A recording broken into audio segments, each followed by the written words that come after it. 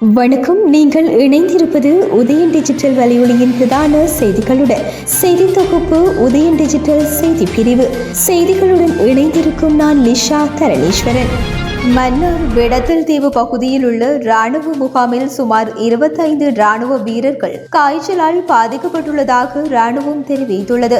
இவர்களுக்கு காய்ச்சல் பரவியதை அடுத்து அங்குள்ள ராணுவ வீரர்களை குறித்த முகாமிலேயே தனிமைப்படுத்தியுள்ளதாகவும் பாதிக்கப்பட்ட ராணுவ வீரர்கள் குழுவொன்றை மருத்துவமனையில் சேர்க்க நடவடிக்கை எடுக்கப்பட்டுள்ளதாகவும் அவர்களில் ஒருவர் சிகிச்சைக்காக IDH மருத்துவமனைக்கு அனுப்பி வைக்கப்பட்டுள்ளதாகவும் தெரிவிக்கப்படுகின்றது. மேலும் முகாமில் உள்ள 500 ராணுவ தனிமைப்படுத்த தேவையான நடவடிக்கைகள் எடுக்கப்பட்டுள்ளதாக மன்னார் பிரதேச சுகாதார திணைக்களம் தெரிவித்துள்ளமை குறிப்பிடத்தக்கது.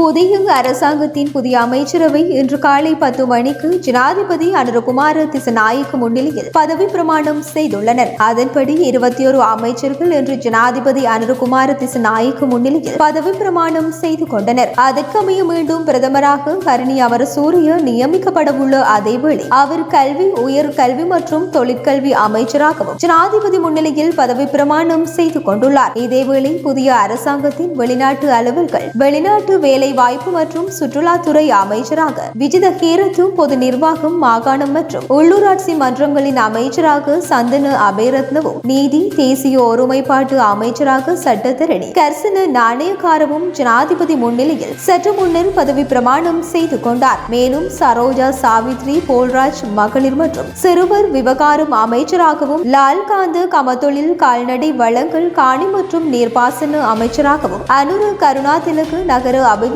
நிர்மாணிப்பு மற்றும் வீடமைப்பு அமைச்சராகவும் நியமிக்கப்பட்டுள்ளனர். இதேவேளை கடற்றொழில், நீரியல் மற்றும் கடல் வளங்கள் அமைச்சராக ராமலிங்கம் சந்திரசேகரனும், கிராமிய அபிவிருத்தி, சமூக பாதுகாப்பு மற்றும் சமூக வலுவூட்டுகை அமைச்சராக உபாலி பன்னிலகே, கைத்தொழில் மற்றும் தொழில் முயற்சியாண்மை அபிவிருத்தி அமைச்சராக சுனில் ஹந்துன்னேத்தியும், பொதுமக்கள் பாதுகாப்பு, நாடாளுமன்ற அலுவல்கள் அமைச்சராக ஆனந்த விஜயபாலவும் நியமிக்கப்பட்டுள்ளதுடன் பிமல் ரத்நாயக்கு போக்குவரத்து, நெடுஞ்சாலைகள், துறைமுகங்கள் மற்றும் சிவில் விமான சேவைகள் அமைச்சராகவும், இனிதும்ம சுனில் செனவை புத்த சாசன, சமயம் மற்றும் கலாசார அலுவல்கள் அமைச்சராகவும், நலிந்த ஜெயதிச சுகாதாரம் மற்றும் வெகுசன ஊடக அமைச்சராகவும், சமந்த வித்யாரத்ன பெருந்தோட்ட மற்றும் சமூக உட்கட்டமைப்பு அமைச்சராகவும் இன்று பதவி பிரமாணம் செய்துள்ளனர். இவர்களுடன் சுனில் குமார கமகே விளையாட்டு, இளைஞர் விவகார அமைச்சராகவும், வசந்த சமரசிங்க வர்த்தக, வாணிபு, உணவு பாதுகாப்பு மற்றும் கூட்டுறவு அபிவிருத்தி அமைச்சராகவும், கிருசாந்த சில்வா அபேசேன விஞ்ஞானம் மற்றும் தொழில்நுட்ப அமைச்சராகவும் நியமிக்கப்பட்டுள்ளதுடன் தொழில் அமைச்சராக அனில் ஜெயந்த் பெர்னாண்டோவும், வலுசக்தி அமைச்சராக குமார ஜெயக்குடியும், சுற்றாடல் அமைச்சராக தம்மிக்க பட்டபெந்தியும் ஜனாதிபதியால் இன்று முதல் அமைச்சர்களாக நியமிக்கப்பட்டுள்ளனர்.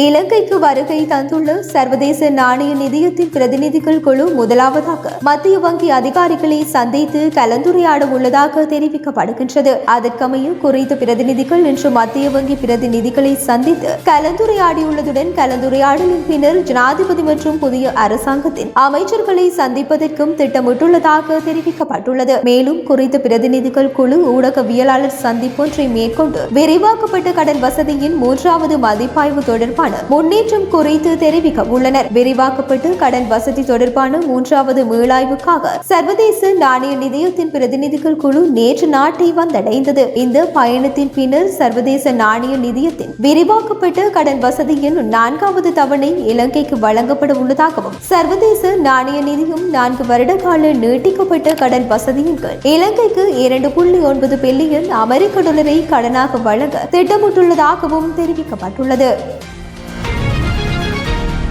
பொது தேர்தல் முடிவடைந்த நிலையில் இம்மாதம் 27ஆம் தேதி தேர்தல் ஆணைக்குழு மீண்டும் கூடுவதாக தெரிவிக்கப்படுகின்றது. இச்சந்திப்பில் உள்ளூராட்சி தேர்தல் மற்றும் மாகாண சபை தேர்தல் தொடர்பில் கலந்துரையாடப்பட உள்ளதாகவும், தற்போது உள்ளூராட்சி மன்ற தேர்தலை நடத்துவது தொடர்பாக நீதிமன்ற உத்தரவும் வழங்கப்பட்டுள்ள நிலையில் அது தொடர்பில் கலந்துரையாடுவதே இதன் முக்கிய நோக்கமாகும் என தெரிவிக்கப்பட்டுள்ளது. இதேவேளை எதிர்வரும் உள்ளூராட்சி மற்றும் மாகாண சபை தேர்தல்களுக்கான நிதி தேவையை நாடாளுமன்றத்தில் முன்வைக்க உள்ள இடைக்கால வரவு செலவு திட்டத்தில் உள்ளடக்குவதற்கு தீர்மானிக்கப்பட்டுள்ளதாகவும் தெரிவிக்கப்படுகின்றது. இந்த இடைக்கால வரவு செலவு திட்டம் டிசம்பர் மாதம் நாடாளுமன்றத்தில் சமர்ப்பிக்கப்பட உள்ளதாகவும் தேர்தலுக்கு பணம் ஒதுக்க தீர்மானிக்கப்பட்டாலும் தேர்தல் திகதி குறித்து இறுதி முடிவு எடுக்கப்படவில்லை எனவும் அதன்படி இந்த ஆணைக்குழு கூட்டத்தில் தேர்தல் திகதி குறித்து முடிவு எடுக்கப்பட உள்ளதாக தெரிவிக்கப்படுகின்றது. இதேவேளை இவ்வருட பொது தேர்தலில் இதுவரை தேசிய பட்டியல் உறுப்பினர்களின் பட்டியலை வழங்காத அரசியல் கட்சிகள் கூடிய விரைவில் அந்த பட்டியலை தேர்தல்கள் ஆணைக்குழுவிடம் சமர்ப்பிக்குமாறும் அறிவுறுத்தப்பட்டுள்ளது. பாஜக ஆட்சியில் மகாராஷ்டிரா மாநிலத்தின் பொருளாதாரம் பின்னோக்கி செல்வதை காண முடிவதாக முன்னாள் மத்திய நிதி அமைச்சர் ப. சிதம்பரம் தெரிவித்துள்ளார். நேற்று மும்பையில் நடைபெற்ற செய்தியாளர் சந்திப்பில் கருத்து தெரிவிக்கும் போதே அவர் இதனை தெரிவித்தார். மேலும் மகாராஷ்டிரா மாநிலம் நாட்டின் தொழில் மற்றும் சேவை துறையில் முன்னணி மாநிலமாக உள்ளதுடன் வேளாண்மையிலும் சிறந்து விளங்குவதாகவும் அவர் இதன்போது தெரிவித்தார். கடந்த 2022 மற்றும் 2023 ஆண்டுடன் ஒப்பிடுகையில் 2023 மற்றும் 2024 ஆண்டுகளில் மகாராஷ்டிராவின் மொத்த உள்நாட்டு உற்பத்தி 9.4 இருந்து 7.6 குறைந்துள்ளதாக சுட்டிக்காட்டியுள்ள அவர் அம்மாநிலத்தின் வேளாண்மை வளர்ச்சி 4.5% இருந்து 1.9% குறைந்துள்ளதாக தெரிவித்துள்ளார். மேலும் சேவை துறையின் வளர்ச்சியும் 13 இருந்து 8.3 வீழ்ச்சி அடைந்துள்ளதாகவும் தெரிவித்துள்ளமை குறிப்பிடத்தக்கது.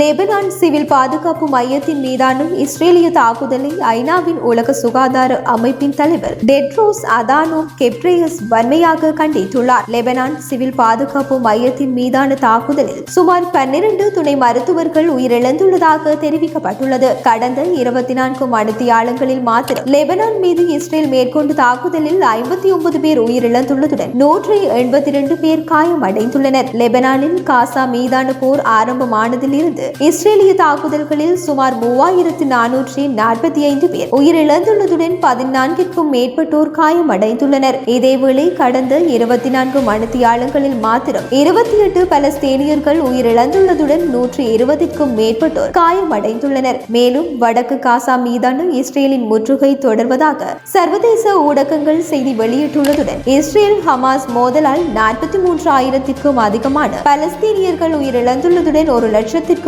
மேற்பட்டோர் காயமடைந்துள்ளமை குறிப்பிடத்தக்கது.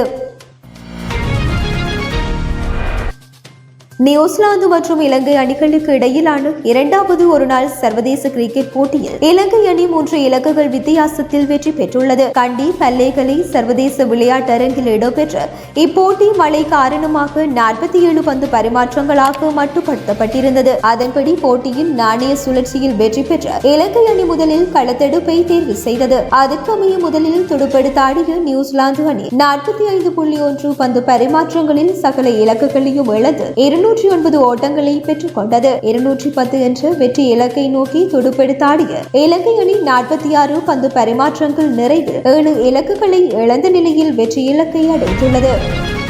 இத்துடன் உதயன் டிஜிட்டல் வலையொலியின் பிரதான செய்திகள் நிறைவடைகின்றன. தொடர்ந்தும் செய்திகளை உடனுக்குடன் அறிந்து கொள்ள எமது உதயன் டிஜிட்டல் வலையொலி பக்கத்துடன் இணைந்திருங்கள். வணக்கம்.